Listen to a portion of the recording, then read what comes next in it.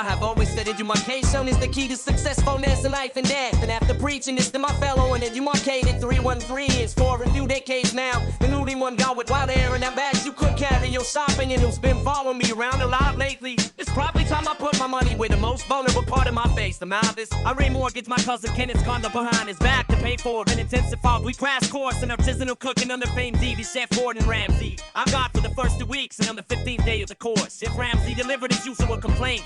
It's raw.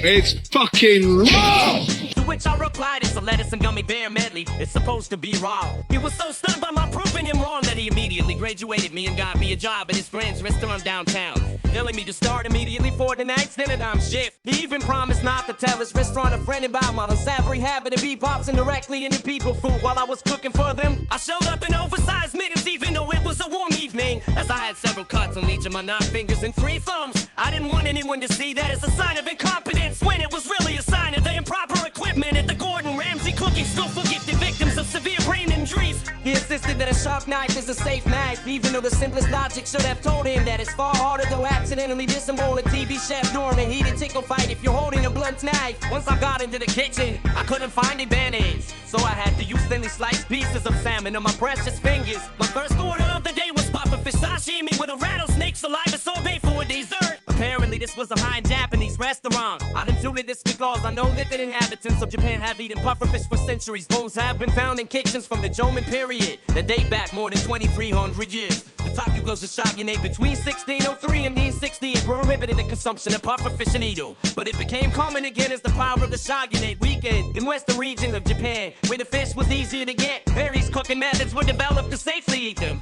During the Meiji era of 1867 to 1912, it was again banned in many areas. Since 1958, chefs must have a license to prepare pufferfish products for the public. This involves a 2 or 3 apprenticeship. The examination process consists of a written test, a fish identification test. That one's Japanese Larry, this one is named Alphonse, and so on. And a practical test, preparing and eating the fish. Only 35% of the applicants pass. More miscalculations result in failure, or in rare cases death. This is where the deal for my next game show, the Great Japanese Bake Off, came from. Anyway, I thought I could do it because I've been fast-tracked through the GLC, GVSB by Gordon Ramsay himself. And Daytime TV informed me that he was one of the best chefs in the world, so an endorsement of my skills from him personally should be worth its weight in print or ink. Also, I discovered during development of my last game show concept that I am immune to pufferfish venom, so I was like your funeral. I prepared the pufferfish as best I know how with a blunt knife, and it is served to the table as I watch on. Lo and behold, the 4 diners each take their first bite, start complaining about their lips going numb, pull up in a paralyzed ball on the floor and die of asphyxia due to their diaphragms not working. There was a doctor in the restaurant, but irritatingly he got his doctorate in neurotoxicology, not medicine. In my opinion, he shouldn't even be allowed to call himself a doctor, because everyone in the restaurant was very disappointed that he couldn't provide medical aid when called upon. You might think I got in serious trouble for this, but actually I didn't receive any of the blame, because as we all know, chefs always tasted food and I evidently didn't die to pufferfish envenomation. So the authorities surmised that I couldn't have been the one to cook the food. The restaurant got all the blame and was sent straight to the joint Japanese American gulag. I'm now the most qualified employee at the restaurant, and it's apparent that I have suddenly landed in the role of head chef and restaurateur. I know I have very little experience, but I can't possibly be as bad as the bozo that allowed his clients to eat pufferfish venom.